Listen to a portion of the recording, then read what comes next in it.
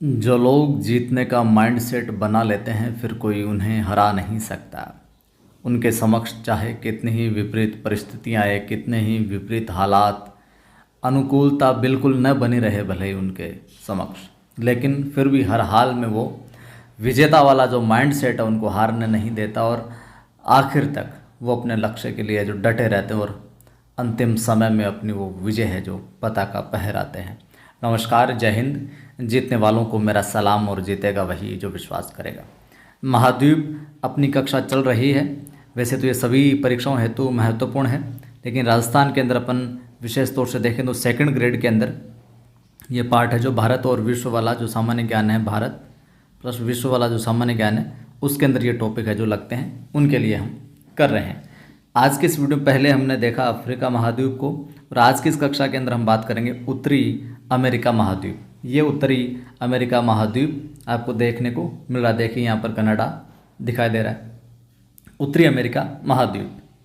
अच्छा लगे तो लाइक शेयर सब्सक्राइब आप कर लीजिएगा। प्रारंभ करते हैं। उत्तरी अमेरिका महाद्वीप।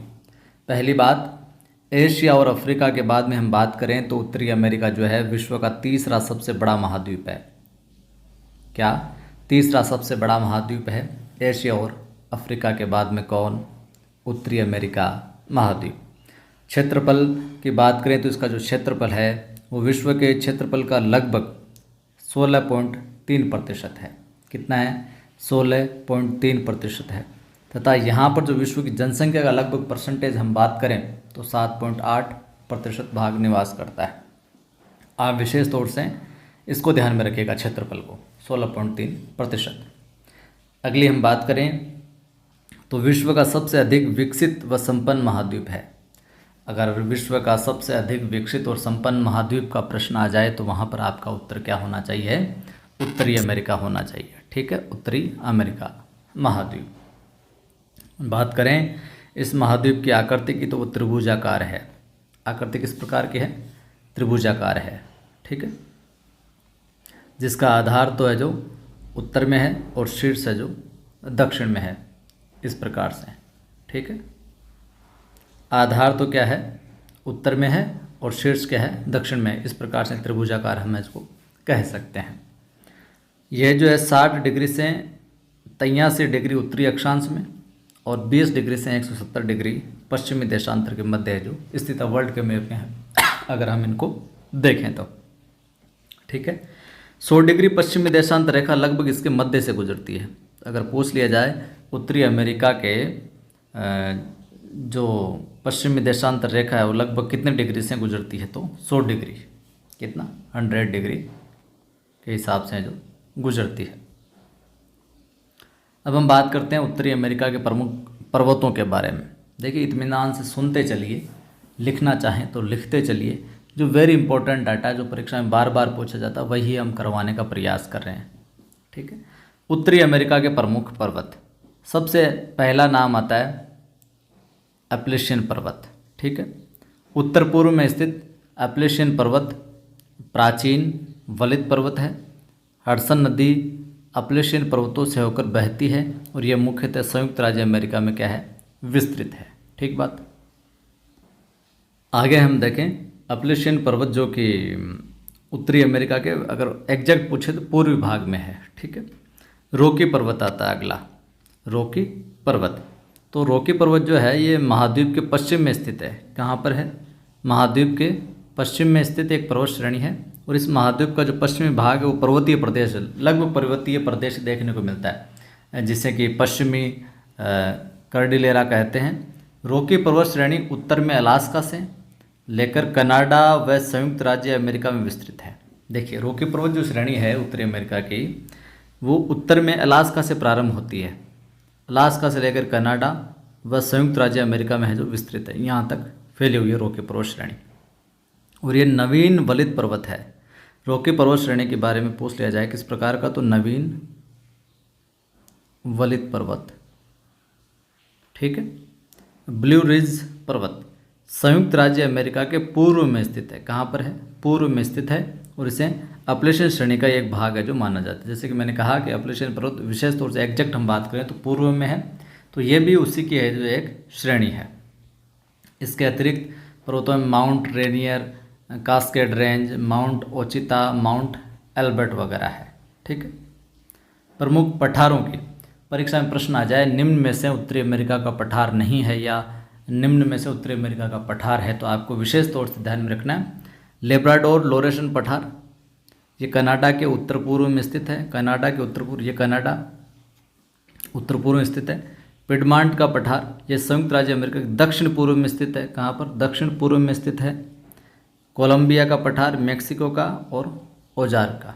तो देखिए लेब्राडोर लोरेशन, पिडमांट, कोलंबिया, मेक्सिको, ओजार्क। विशेष तौर से पिडमांट का, कोलंबिया का और मेक्सिको का पठार है जो परीक्षा में कई बार पूछा गया। उत्तरी अमेरिका से संबंधित पठार हैं ये। प्रमुख नदियों की मैं बात करूं, नदियों के भी ध्यान में रखना, मिसिसिपी, मिसौरी, हडसन, ये कई बार मैकेंजी, कई बार ये नदियाँ पूछ गई है। तो मिसिसिपी, मिसौरी, ये उत्तर अमेरिका या उत्तरी अमेरिका महाद्वीप की सबसे लंबी व विश्व की तीसरी सबसे लंबी नदी है। तो पहली तो नील और अमेजन नदी है, उनके बाद में है ये। तो नील और अमेजन नदी के बाद में विश्व की सबसे लंबी व विश्व की सबसे लंबी नदी कौन सी है? Mississippi, Missouri. ठीक है। हडसन नदी की बात करें तो संयुक्त राज्य अमेरिका के पूर्व में बहने वाली नदी जो न्यूयॉर्क और मॉन्ट्रियल यानी कनाडा को जोड़ती है। कौन सी नदी? हडसन नदी। अमेरिका का जो जॉर्ज वॉशिंगटन पुल जो है वो हडसन नदी पर बना हुआ है। तो अमेरिका का जॉर्ज वॉशिंगटन पुल किस नदी पर है भैया? हडसन नदी पर है। और वही न्यूयॉर्क को अमेरिका की मुख्य भूमि से जोड़ता है। जो ये पुल है ये क्या करता है भैया? न्यूयॉर्क को अमेरिका की मुख्य भूमि से जोड़ने वाला पुल कौन सा है? जो वॉशिंगटन पुल है, जॉर्ज वॉशिंगटन पुल जो कि हडसन नदी पर बना हुआ है, यही जो है न्यूयॉर्क और अमेरिका को क्या करता है? मुख्य भूमि से जोड़ता है। यहाँ तक ठीक है मामला। सेंट लॉरेंस नदी की मैं बात करूँ तो ये कनाडा के दक्षिण पूर्व में बहती है। कहाँ पर बहती है? दक्षिण पूर्व में बहने वाली नदी कौन सी भैया? सेंट लॉरेंस नदी। चर्चिल नदी की बात करें, चर्चिल नदी वाला सवाल पहले पूछा गया है। कनाडा के पूर्व में लेब्राडोर के पठार से निकालकर लेब्राडोर सागर में गिरती है। ठीक है। लेब्राडोर के पठार से निकलती है और लेब्राडोर सागर में है जो गिरती है। लेब्राडोर इतनी बार आ गया कि जी में भी अटक रहा है। चर्चिल नदी ध्यान में रखना। मैकेंजी नदी पूछा गया, यूकान, कोलोराडो और रियो ग्रांडे नदी। रियो ग्रांडे नदी। अमेरिका की प्रमुख झीलें, झीलों के विषय में भी परीक्षा में कई बार सवाल आता है। ग्रेट लेक्स, पहली झील जो प्रसिद्ध है, विश्व प्रसिद्ध ग्रेट लेक्स, जिसके अंतर्गत lake superior, Michigan, eri, Ontario, Canada में संयुक्त राज्य की सीमा पर स्थित झीलें हैं ये सारी झीलें। और ये जो क्षेत्र है पूरा का पूरा, ये किस नाम से जाना जाता है? ग्रेट लेक्स के नाम से जाना जाता है। पूरा का पूरा क्षेत्र किस नाम से जाना जाता है? ग्रेट लेक्स के नाम से जाना जाता है। वहीं लेक सुपीरियर विश्व की ताज़ा पानी की सबसे बड़ी झील है। ध्यान में रखना, लेक सुपीरियर जो है विश्व की, किसकी? ताज़ा पानी की, ताज़ा फ्रेश वाटर की है जो सबसे बड़ी झील। ठीक है, लेक सुपीरियर। वहीं Lake Winnipeg, Great Slave Lake, Great Bear Lake Canada की अन्य जो प्रमुख झीलें हैं। ग्रेट साल्ट लेक की बात करें तो संयुक्त राज्य अमेरिका के पश्चिम में रॉकी पर्वत श्रेणी में स्थित है। रॉकी पर्वत श्रेणी में स्थित कौन सी है? Great salt lake.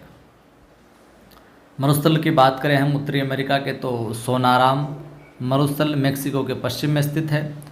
एरिजोना मरुस्थल, मोहावे मरुस्थल, सिएरा नेवादा मरुस्थल व ग्रेट साल्ट लेक मरुस्थल संयुक्त राज्य अमेरिका के पश्चिम में स्थित मरुस्थल है। तो ये मरुस्थल है उत्तरी अमेरिका के। जलवायु और वनस्पति की बात करें कि किस प्रकार के यहाँ पर उत्तरी अमेरिका में, तो जलवायु यहाँ पर शीतोष्ण व शीत जलवायु विद्यमान है, जबकि उष्ण कटिबंधीय जलवायु हवाई द्वीप पर फ्लोरिडा में विद्यमान है। उत्तर अमेरिका के सुदूर उत्तरी भागों में जो भाग जो है उनको टुंड्रा प्रदेश के नाम से जाना जाता है।